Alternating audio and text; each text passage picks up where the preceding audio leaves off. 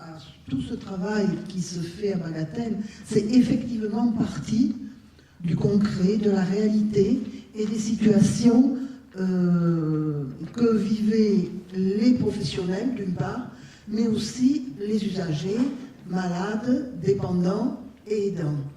Nous avons beaucoup travaillé avec Olivier, et je crois que c'est ce sens du terrain, d'une part, ce sens de l'humain, et ce sens du respect de la personne en difficulté, pour quelque raison que ce soit, en tenant compte de ce qu'il est, ce qu'il veut, ce qu'il peut ou ce qu'il ne peut pas, et quelle aide, quel accompagnement, je préfère accompagnement plutôt que aide, quel accompagnement les professionnels, à quelques moments que ce soit, et en particulier au creux de la nuit, vont pouvoir lui permettre de passer ce cap difficile. Je crois que là, il y a vraiment quelque chose sur lequel nous avons à réfléchir. Parce que quand on est en situation difficile, telle que les cas que nous a signalé Olivier, mais ça c'est la vraie vie. Et c'est la vraie vie tous les jours. Bon, le médecin il est passé, mais les personnes, quelquefois même la personne malade est isolée, toute seule, et l'aidant est épuisé, et donc après le passage du médecin, après le passage de l'infirmier, quelquefois au creux de la nuit, ou au sortir des urgences, mais c'est comment dire, j'allais dire, c'est le désespoir. Mais qu'est-ce que je peux faire? Comment je vais m'en sortir?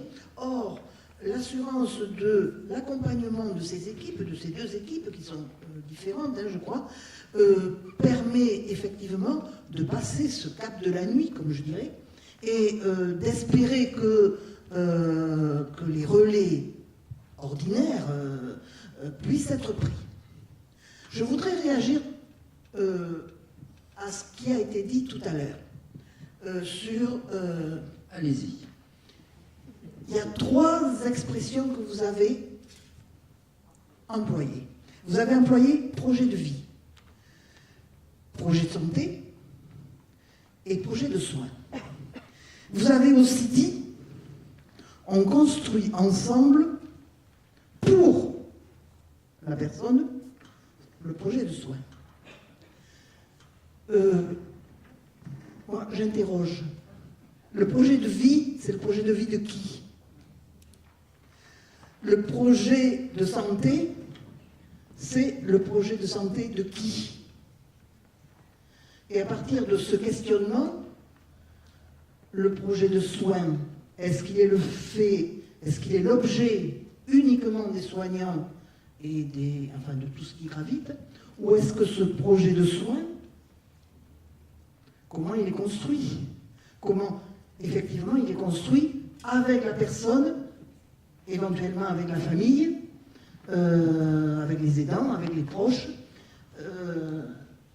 C'est cela que je voulais questionner.